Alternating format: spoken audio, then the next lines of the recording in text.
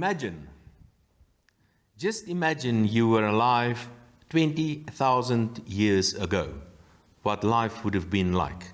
Completely different to what it is today. 20,000 years ago, we were hunter-gatherers.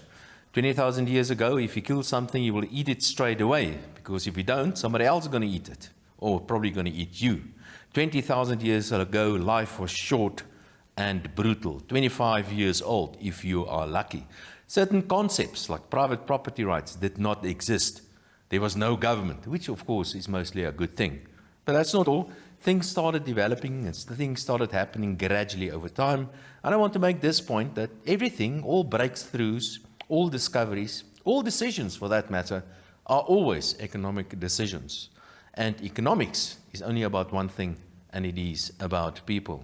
15,000 years ago, there was one of those major breakthroughs, and that's when we first domesticated animals. The dog was the first animal that was domesticated. It's important because for the first time in history, something belonged to us. And the concept of private property rights started to establish itself, and we started to trade animals initially. 8,000 years ago, for the first time, we domesticated plants. And gradually, we create this thing that you call a civilization. And with plants, the domestication of plants, we started to trade even more, and that is when money started to evolve the first time. And gradually, over time, money evolved until where it is today, which is quite interesting. Also, at around about the same time, we started to specialize in certain things, and that was the first time when we saw the creation of this institution called a government. Mostly city-states, but gradually this thing that you call governments and politicians started to become part of our lives. Most governments was mostly, or the most forms of governments was mostly in the form of city-states. National governments did not really exist the way that we understand it today, but something certainly what happened. The moment we started to create money, politicians started to wanted to have control over that, and what we have today is politicians, for all practical purposes, controlling money. We call that central banks. The modern economy today economists typically will divide the modern economy into three sections: the primary part, the secondary part, and the tertiary part. But that's busy, that's changing, and the economy is evolving very, very quickly, and things are completely different to what it was only a few years ago. Agriculture is an excellent example. Agriculture is typically one of those industries in the primary industries. It is like mining, supposed to be one of the dirty industries. But agriculture is not what it used to be 10 or 8,000 years ago. Agriculture today is actually very much part of the tertiary industry. Just think about genetic engineering as an example. These drones, specific agriculture, all those new kind of technologies that they're using in agriculture. Agriculture is certainly not a dirty industry anymore. It's certainly very much part of the fourth industrial revolution. The new economy, the things that matter in the new economy, are digital and are services, and we see that more and more. And also new development with that. Money developed and evolved over time, and today more and more we see new kinds of money. It's got all sort of names, you know, blockchain or Bitcoin, all sort of other things. I prefer to call it private money. But government today is the biggest they've ever been. And not only are governments big, they interfere in our lives everywhere, and they've got just about full control over normal money called central banks. And central banks are doing all sort of weird things. Good evening. My name is Dawie Roodt, and tonight we're going to talk about towards a futuristic economy. And I have an excellent, wonderful panel tonight here with me. Let me introduce them to you.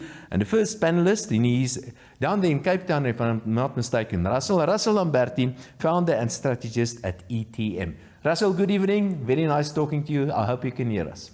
Great to be here, Dawie. Yep, hearing you well, and looking forward to a good discussion. Thanks. This is going to be a lot of fun. And of course, next to me is Chris Bakker. And Chris Bakker is a blockchain technologist specialist from Investec Private Bank. Chris, good evening to you and welcome. Good evening, Dawie. Yeah, thanks. Good to be here. And Piet Leroux. Piet Leroux is the CEO. I think we can call you the CEO of Sakeliga. Piet, always very nice talking to you. And I must tell you, there's one phrase or something that you've coined that I would like to share. before we even start talking to you, and that is that you want to create state-proof businesses. Dawie, I think that's maybe the single most important thing that businesses in South Africa need to become, and maybe internationally, but we'll get into that. Yes. We'll get to that. Russell, let's kick off with you. I gave a short introduction of the, let's call it the evolution of the economy, how economies evolved over time. Would you like to expand a little bit? Would you like to sort of try your hand at predicting what the future is going to be like? Are we going to continue to evolve this economy? What's the economy of the future going to look like? Wow, that's actually a very difficult question, Dawie, and quite broad. But I think it's I'm someone who sort of thinks that there's nothing new under the sun. We've seen everything before. Now, of course, that's not actually true. That's really just an expression of a sentiment of the fact that human nature doesn't really change. But we do, of course, advance. We do create new and better technologies. I think it's important to understand, though, that we don't always progress, certainly over shorter time periods. There are time periods through history where we do go backwards, periods of maybe 10, 20, 30 years where we don't actually progress. And so when we think about the future, we shouldn't just think that it's an inevitable process of progress. Progress is actually created by good ideas, and it's defended and protected by good ideas. And it's really important that as a society, we understand that progress can be lost. Bad ideas can creep in. We've seen very bad ideas in the form of Marxism over the last 100, 150 years, other kinds of statism, other kinds of state predation on private property. Societies have gotten it wrong from time to time, and we actually can go backwards. So when we think about the future, it's not necessarily just an exercise in thinking about good, nice, wonderful things. We've got to think about how we can defend against bad outcomes as well. So I think that's where we find ourselves very much now in 2020. The world is a little bit chaotic. The politics of major countries, geopolitical situations around the world are very uncertain, quite conflict-driven. There's a lot of disagreements. There's a lot of anger. So our political environments are becoming a lot less certain, and governments are failing. Not only the South African government, but many, many governments overseas, heavily over-indebted. They're bad at allocating resources and are generally performing very poorly. And you actually see this in opinion polls amongst voters around the world. There's very few governments around the world that have a high trust factor from their populations. So we find ourselves, I think, in a situation where the future is very much up for grabs. Now, I think that there are very exciting things going on. Chris is going to tell us a little bit about what's happening in cryptography and cryptocurrency and the kinds of ways in which that's changing traditional finance, the kinds of ways in which it's changing the internet in I think, very interesting and very compelling ways. So I think technology is a potentially wonderful tool, but I also think that technology can be a threat, and the deciding factor of that is very often human nature. So humans have to figure out a way to shape their reality in a much more constructive fashion, and to not engage in heavily conflict-driven behavior and behavior that would constitute essentially violence at the end of the day. And technology in the hands of the violent, as we know, can be very dangerous. So as we talk about the future, as we talk about it and we bring technology into the discussion, we just need to be anchoring ourselves in good ideas that we've learned in the past. This is important. So actually, when we think about the future, it's really critical that we have a good grasp of history. What went wrong in history and what went right in history, and then taking that into the future as the lessons that we need. I think we all agree, and I think the point you're making is technology will keep on evolving the way it has. Technology can be a source of good, and it can be a source of, can be used in the wrong hands incorrectly against individuals. But I think the main battle, the point that you're making here, there's a battle of ideas that need to be won, depending, of course, what you believe in. But there's a battle of ideas, and that's the real battleground. Thank you for that, Russell. Chris, maybe I can just get you in here as well. I gave a bit of a summary at the beginning of how I see how economies evolved over time. Russell expanded on that a little bit. Your initial comments, and maybe you can just make one or two comments about money, because you can. It's like a golden thread going through this history of economics, how money evolved gradually over time, and how money was actually used and still is being used by politicians to dominate the people, to suppress the people of a country. But maybe new technology can turn the tables. Yeah, Dawie, I think when I look at the way that money has evolved in South Africa over the last few centuries, let's just look at the 1800s, for example. Money in South Africa was primarily gold. Gold was money, and then private banks issued banknotes that were claims on that gold. And so you had these private banks issuing private banknotes that were a claim on gold that was held in the bank's vault. There was no central bank in the 1800s. The South African Reserve Bank was created in 1921. And for the first 40 years of its existence, it actually managed a foreign monetary standard. It managed the pound standard. So we used the pound sterling, and the rand didn't exist. The rand was first introduced in 1961. And when it was introduced, it was something quite different to what it is today. The advent of computing technologies in 1971, for example, with the microprocessor, changed the way that money looks and feels today. In fact, we can't feel it. It's mostly electronic. 97% of the money in South Africa is electronic today.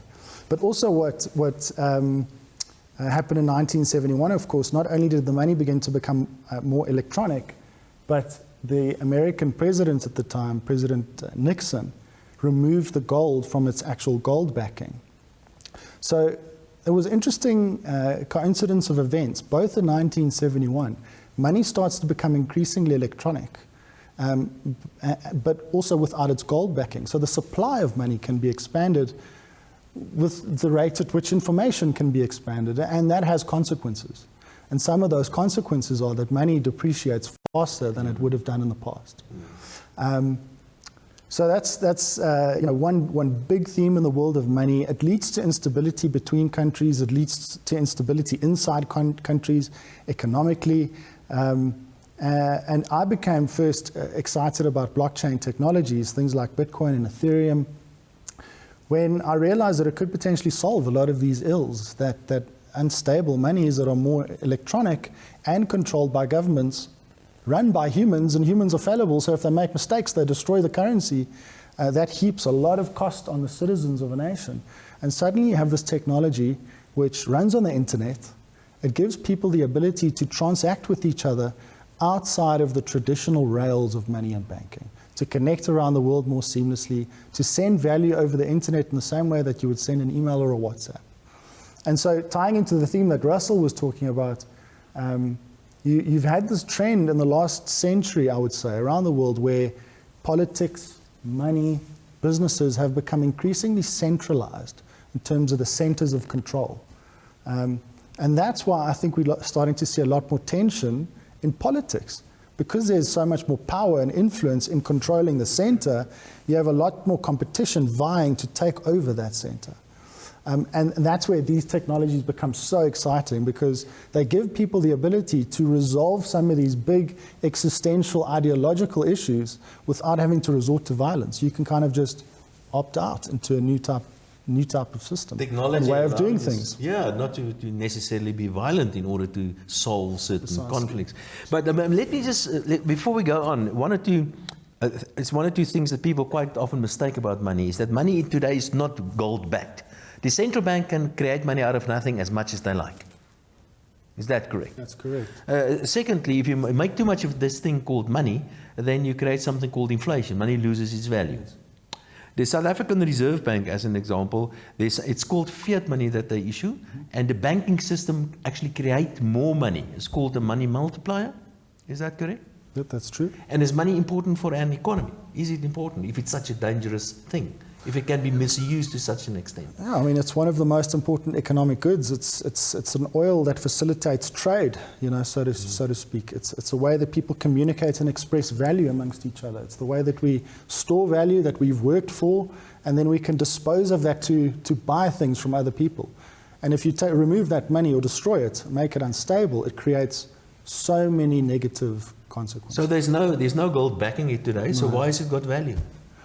Well, it's got value because of the governance and the systems that have been inherited to give it value. So the rand was linked to gold, and that's what gave it value. Yeah. It became unlinked from gold, and because it's just so widely used by people, it still has value. But the value is obviously going down. That's the definition of inflation. Yeah. It's going down at a rate of between 3 to 6% every year. And if you compound that over time, it becomes worthless reasonably quickly. Well, Piet, you are the CEO of Sakelige. That's essentially a business organization. I know ideologically you were pretty much a libertarian. I think it's the right word. I have to be careful because there are various different definitions. We are talking about how technology evolved over time, the history of the economy. We're talking about values. We're talking about the dangers of technology and how certain groups of people, especially politicians, can misuse these kind of technologies and why they can misuse their position as government, especially in things like, for example, the control over money. So what do you want to achieve? Maybe ideologically, perhaps, start off with that, and maybe later on a little bit on a practical level. But what do you want to achieve at Sakelige? What are you envisaging in future for business? Dawie, I think tied in with the theme of this evening's discussion, the future of economies, as much as I want it to be, and I think it can be that, and I think we can work to achieve that, is more decentralized. More decentralized governance, more governance in the hands of communities or business groups or clubs or various associations rather than central governments. The past century, the past even couple of centuries, have been the epoch, the height, the apex of centralization. Never before in the history of society, all the history you've told us this tonight, was much more decentralized than what we have now. And this centralization gives us some problems. Now, in South Africa, we have our own way in which that manifests.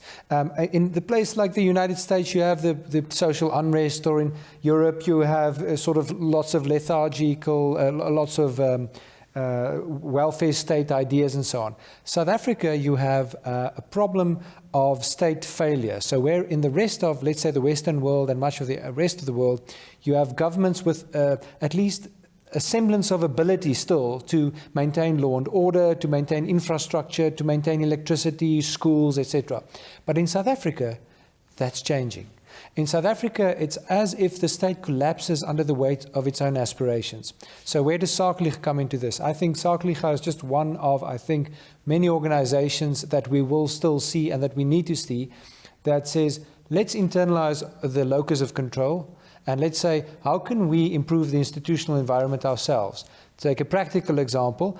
If a municipality, fails to remove the rubbish, remove the sewage, provide electricity, and keeps law and order, can we create a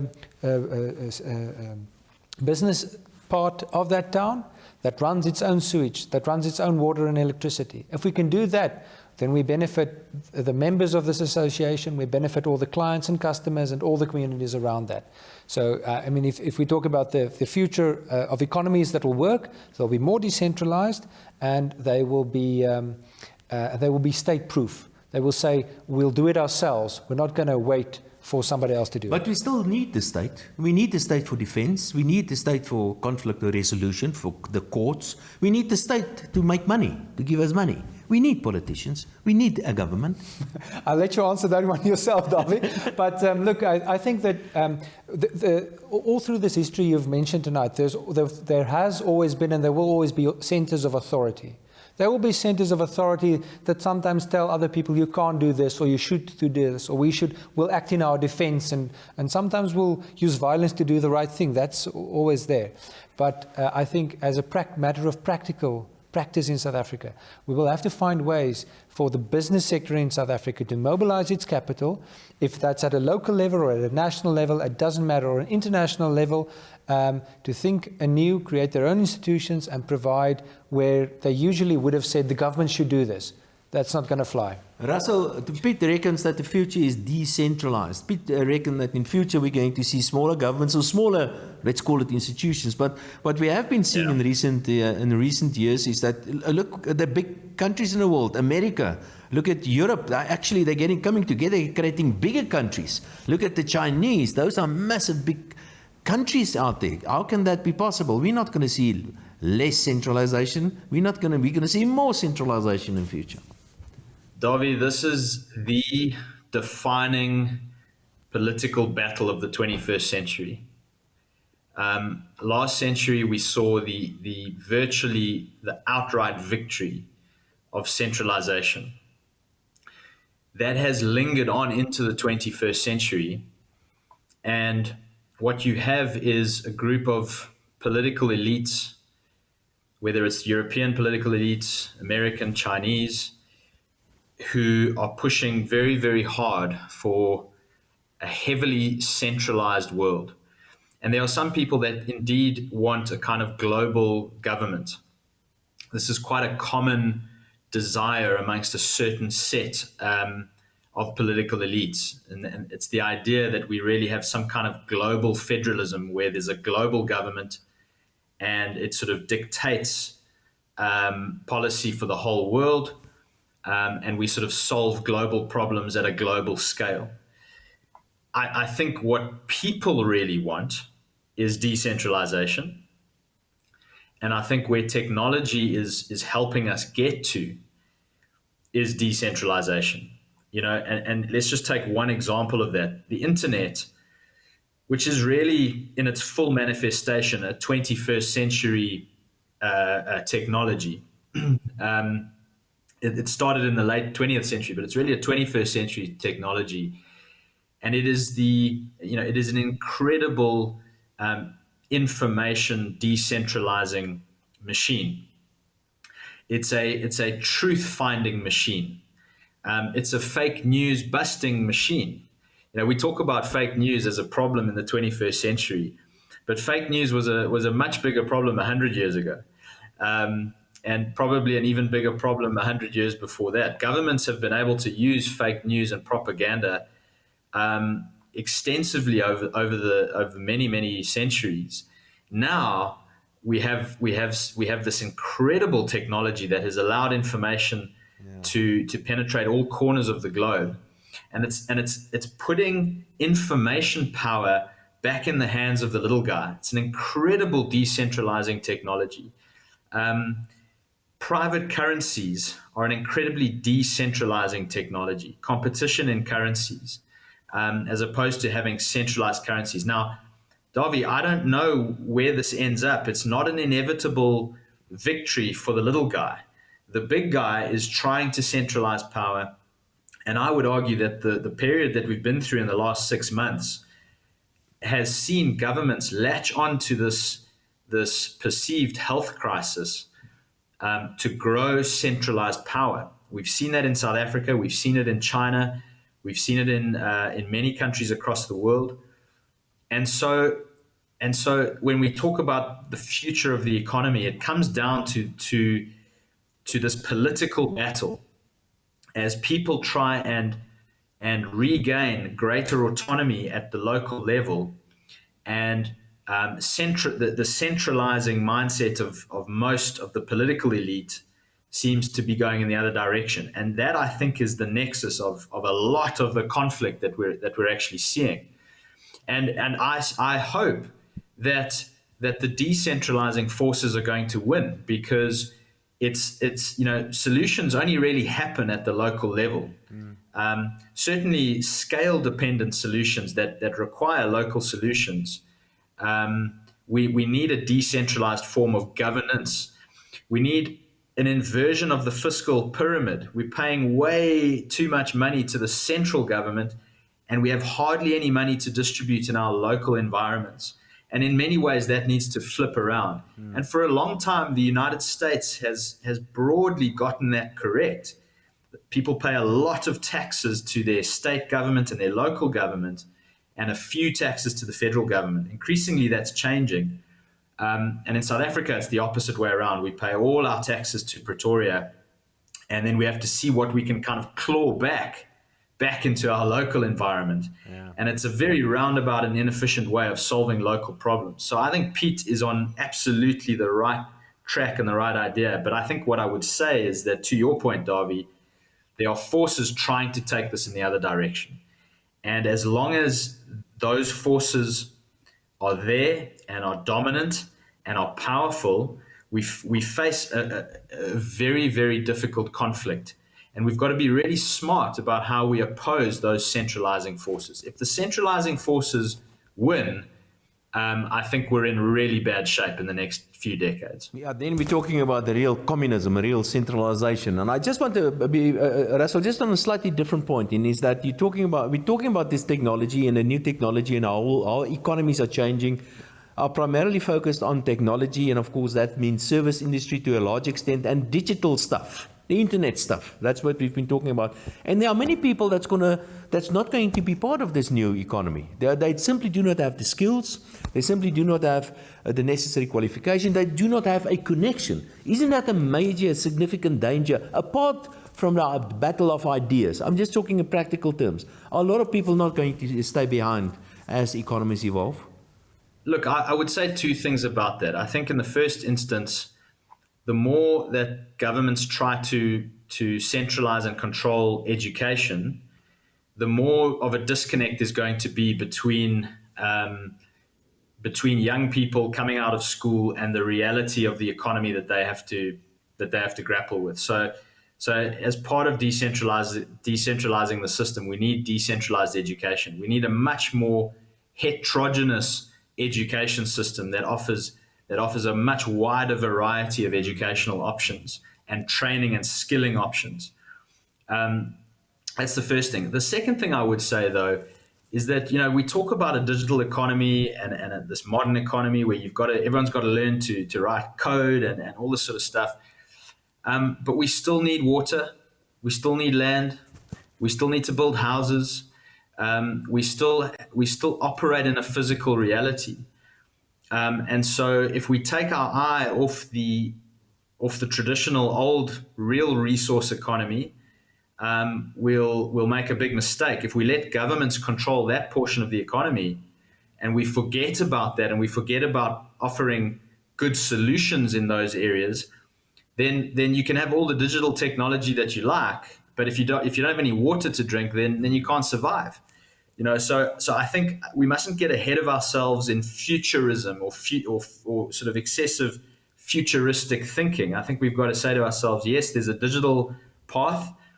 Education needs to be flexible enough to train people appropriately for that. Not everyone's going to go there. We still need farmers, and we still need builders, and we still need all kinds of other things. And then we need to make sure that there's no centralization of these critical resources. And I mean, in the South African context, we have a government that wants to nationalize water even more than it already has. They've already nationalized electricity, and we can see what a disaster that's been. And the water is semi-nationalized, and we've had major water crises in South Africa. Yeah. So I think it's really important. Again, I'm reaching back into the history again. As we think about the future, let's also think about the past. What are the traditional things that we still need to do really well? And in fact, that we still need to do better. Critical resources that we mustn't lose sight of. So let's not overthink the digital economy. Let's also think about good ideas about managing real resources. Yeah, no, that's a good point. I think in future, there certainly will be room for everybody. We still need everybody. We need tech boffins, but we need everybody. Like you've said, we need just the normal stuff like houses and water and stuff like that as well.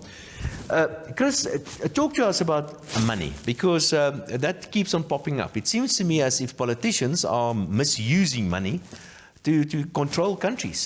They've got, because that's a monopoly, a central bank is a monopoly. In South Africa, we're only allowed to use rands, and I'm not even allowed to take my own rands and take it out of the country. There are exchange control regulations, and of course taxes. You have to pay your taxes in rands, forcing me into this rand system. But there's this new system now, you call it the blockchain, and there are weird things like you've mentioned things like Ethereum or Bitcoin and all sort of other so-called cryptocurrencies, which I prefer to call private currencies. Is that the thing? Is that the tool that we as free-minded individuals can eventually use to get away from this huge burden called government? Dawie, I think so, definitely. Just to pick up on some of the points that Russ was making, I want to reiterate that a lot of these political tensions that we're seeing around the world is really between forces who want to centralize, increase centralized control, and forces who want to strip away that control and bring it back to communities, local authorities, so to speak. We've got this thing now called cryptocurrencies, private money. They utilize blockchains to work. We don't have to get into the technical detail of how these things work. But people can think about it like this.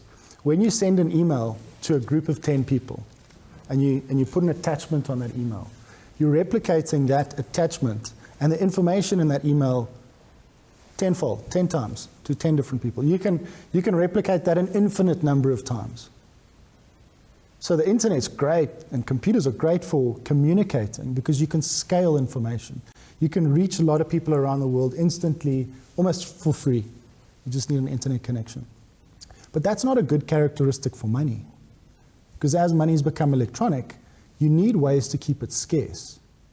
And I think the situation that we found ourselves in the mid-70s, as money became increasingly electronic, is that we were in this governance environment where control was becoming increasingly centralized.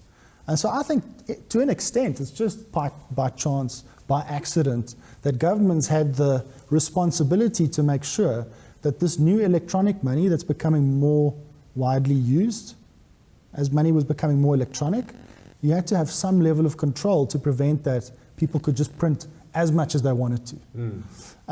So it's kind of an accident of history. Let's call it that.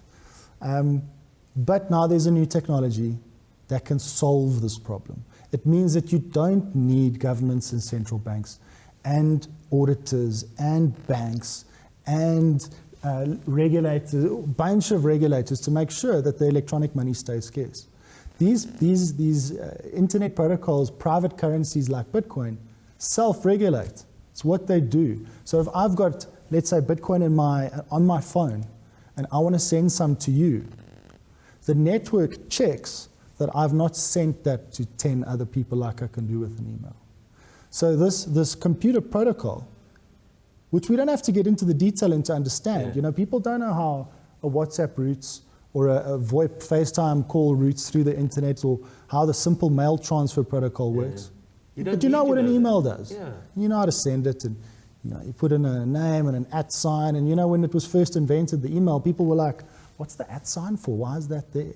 But now you just kind of do it. It's just the way it's done. So if we're going to get into blockchain tech, it's going to be a similar thing. We're going to get stuck on details that we don't need to understand.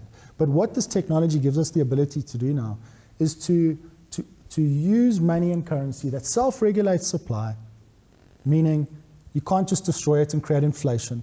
It's quite fair. It's an equal weight and measure, if we want to call it that. And anyone can use it. What's interesting with Bitcoin and Ethereum, these cryptocurrencies, they still have a long way to go as they develop. But hyperinflation is never going to be the same again. Zimbabwe is going to experience more currency turmoil, but with access to alternatives, you're going to see more discipline in central banks because there's competition now. Competition in the form of private banks. Yeah, and if they do it too bad, people are going to substitute. Just one or two simple questions. Is it safe, the blockchain or Bitcoin? Safe? So Bitcoin is extremely safe. What's not safe is the user. So if you get hacked on your phone or on your computer and your computer is not safe, your Bitcoin can get stolen. Same as with your email. Same as with your email. So the endpoint where you access this technology needs to be safe. It's called cryptocurrency. It means it's encrypted. Yeah, so there's... So nobody can see what you're doing. There's a degree of... I think that's a misconception. People can see what you're doing if they know what your address is. So like, for example, in this instance, if they knew your email address, they'd actually be able to see your emails. Okay. That's how public the information is. And will it be easier if we transact only in Bitcoin, as an example, to evade taxes in future? Again, these systems are not as invisible as people think. So you need to be careful if you think you can just evade all regulatory scrutiny or any scrutiny of any sort. People could be hiding money for a variety of reasons. But I think those technological issues could be solved in the future and are being solved in order to bring privacy to these systems and networks. But really the important point is you don't have to rely on a large bank and a centralized governance system in order to access money now. You can be your own bank effectively. It seems to me, if we all agree, Pete, is that the decentralization is the thing. Now, when you talk about decentralization, it doesn't mean we're going to all live in a city necessarily. Because of the internet, of new technology, a local community can be a digital community as well. And I guess that is, when you talk about a community, it's not necessarily a city or a town or a security estate for that matter. That's my first question to you. And the second question to you is do you see private money as one of those ways of making your local communities more independent and to make them more state-proof, to use your word? Well, let's start with the first question. So can the technologies as we see them develop now facilitate community in a new kind of way? And I think they can. South Africa, our viewers would know, we know people overseas who've emigrated. As the world has become globalized, we've not only come in contact with people from other cultures and other places, but people from our place, our immediate family and friends that we consider our community have left, and they live all over the world now. And without the modern communications technology we have, we would have lost contact with them. But we now have some tenuous contact with them, and I think that the ability of technology to serve meaningful relationships between people from concrete communities will increase. And so we'll see a more integrated diaspora. The South African diaspora now, be it Afrikaans diaspora or English and so on, it'll last much longer than it would otherwise have lasted because of technology. Now, bring that back to private money and cryptocurrency and what crypto technology can facilitate, because it's not only money, it's also other kinds of transactions, information sharing in private ways and so on.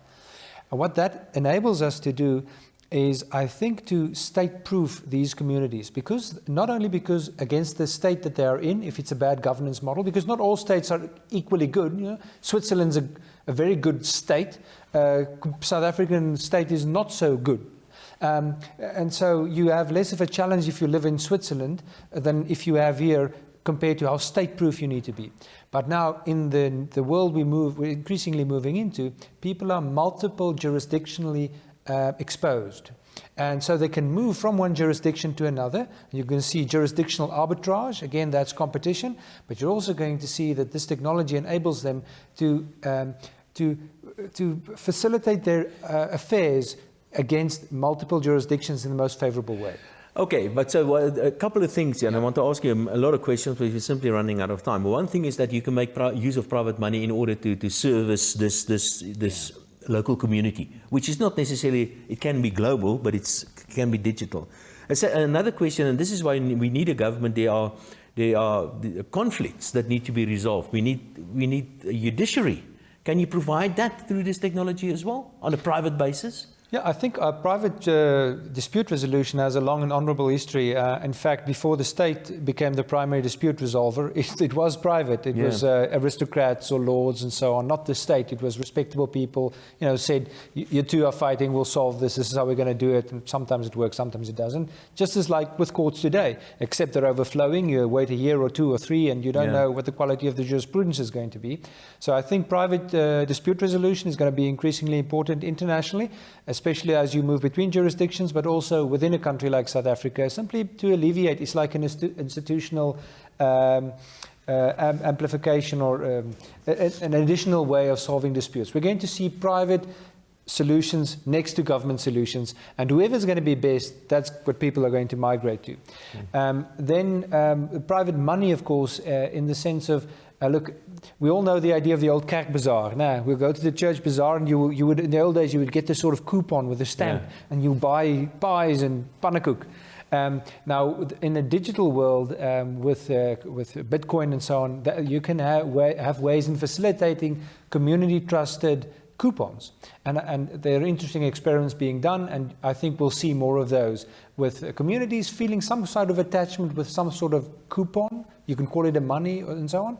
And you'll see a divergence of money. You'll see some big ones. The dollar will be there, Bitcoin might be there, etc., the euro, but you'll also see interesting coupon experiments now digital, whereas before they used to be physical. Gentlemen, we're running out of time, but I'm going to give each one of you just a short sort of a summary on what you think what the future is going to look like. Russell, let's start with you. Give us an idea, just a minute or two, three. What is the future going to look like? Are you as optimistic as Spit? Do you think it's going to be decentralized? Are we going to get rid of this huge governments that mismanage the countries and the economies? Give us a glimpse. How do you see the future? Dawie, I think the next 10 years at least are going to be a very rough ride. I think we have a tremendous pull from central governments and from large constituencies within countries to centralize control, to centralize political control. And I think that this is going to lead to major governance failures. I think we're already seeing this, not just in South Africa, and I'd actually take slight exception to what Pete said, and I think he will agree with this, though, is that we're actually starting to see state failure in very sophisticated economies. And a good example of that currently would be California. We're seeing rolling blackouts in California due to an overemphasis on green technology ahead of the actual technological capabilities. So that's where politics has overridden sound economics. Mm-hmm. And as a result, you've got an effective load shedding happening in California. You've got terrible governance in California around forest management. I suspect that's because it's very centralized and very, again, subject to heavy political influence. And so you get forest fires. We've got cities being trashed and burned. We've got problematic governance around police. In South Africa, we've got a raft of governance failures. And how does the government respond? To try and centralize even more. Now what they want to do is centralize the healthcare system. And there's various other things that they want to do. So we shouldn't have rose-tinted glasses, Dawie, about what the next 10 or 15 years is going to be like. I think it's going to be very tough. I think what we've got to do and the way we've got to think about this period is, as all this chaos is happening in governance, we need to be building and creating alternative governance structures. And that's precisely what a group like Sakelig is doing. Yeah. And that's precisely what the Bitcoin development people are doing and the Ethereum developers are doing. They're actually creating institutional governance structures. And there's many other examples of where this can start to take place. So in the short to medium term, I'm actually quite pessimistic, Dawie. In the longer term, I'm very optimistic. I think we will get over this hump. I think people will see that centralization is failing. And I think that in parallel, if these good institutional structures are being built and have been created, as the centralized systems fail, these other systems can take their place. And in some ways, Peter has already alluded to that hyperinflation is very unlikely in this kind of world, because we've got alternatives now to take the place of state and fiat currencies. Mm-hmm. So I think it's going to be a very messy next 10 years. The battle is on. The future economy in the immediate future is not a lovely place with flying cars and perfect prosperity for everyone. It's a place of urban decay, central government decay, and a lot of people are going to move out of big cities. I think they're going to move to safer areas where they can rebuild physically and rebuild digitally. And I think that's going to be a very interesting dynamic. And the last thing I would say, Dawie, is that I think walls are coming up a little bit rather than going down. And in a lot of instances, I think that's a good thing. And Chris might just talk a little bit about the power of cryptocurrency, not just for money, but for a new kind of internet, an internet that's got a lot more security, an internet that's got more walls, and where we can actually have digital scarcity across a range of factors, not just money. Yeah. So this is going to be a fascinating world. The next 10 years, I believe, Dawie, is going to be a very rough ride. Yeah, and the thing about technology, everybody, I don't know how old is Bitcoin now. It's probably more than 10 years old. And the thing about technology is everybody's is hyped up about the new technology, but it always takes longer for this technology to really take hold. And when it eventually takes hold, it happens much, much quicker. Yeah. So when's that going to happen, Chris? Let me give some context to that. So Russ spoke about the development of the internet earlier as this 21st century thing. Well, the internet protocols were first being spun out in the early 60s. The ARPANET and the DARPANET in America. It was actually being built as a anti-fragile, robust communications network in the event that the Russians nuked America. So that's where it was being developed. 50 years later, suddenly it's used by everybody. So we're 10 years into this technology. I would say the future is here for this stuff, but it's just not evenly distributed. Some communities within South Africa are very advanced and sophisticated around using this, like extremely. Some of the best in the world are sitting in our backyards, in their garages and coding up stuff, really interesting stuff. But it's going to take time for these changes to happen. We're in a season of conflict, as Russell has spoken about. You can call it a fourth turning season. People can go and read about fourth turnings. Every 80 years, you get this generational crisis of conflict. In America, for example, 1776 was the War of Independence. Then 8 years later, 1850 was the Civil War. 80 years later, Great Depression, World War II era, and we 8 years later. So this, as Russell says, it's an era of crisis, it's an era of conflict. We need to fight this battle and come up with solutions to the conflict. And I think where people can allocate capital to do that and facilitate a more peaceful transition into a new way of doing things and living, there's huge opportunities there. So the next 10 years is going to be a rough ride, Pete, but that's what you want. That's exactly what you want, because this will give you an opportunity to establish all those communities that you are wanting to do. Dawie, I think if I can express some wishes for the next 10, 20 years, it would be that business people take pride in making money. Because we've been told for many years now that it's bad to be rich, bad to make money. And if we can change that, that's a good thing for the future. So be proud of making money because you're adding value. Then be additionally proud if you minimize your taxes and use the money you make to improve the world around you out of your own accord. And then thirdly, be even more proud if you compensate for state failure and if you make your community state-proof or regulatory-proof wherever is necessary, so that people can live prosperously and flourishingly. Piet Leroux, CEO from Sakeliga. Piet, thank you very much for joining us tonight. It's really nice having you with the other two gentlemen here. Chris Becker. Chris is a blockchain technology specialist in the Investec Private Bank. Chris, that was really nice having you here as well. And of course, Russell. Thank you very much. Russell Lamberti from ETA.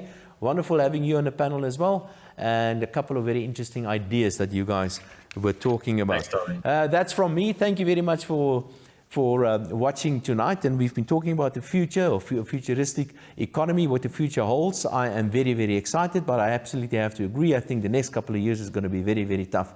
But my advice, and I would like to echo what the other panelists have said, my advice is remember the most important person out there is you. So look after yourself, firstly, look after your business, look after your people, and do not break any laws, but pay as little tax as possible. Thank you, and good evening.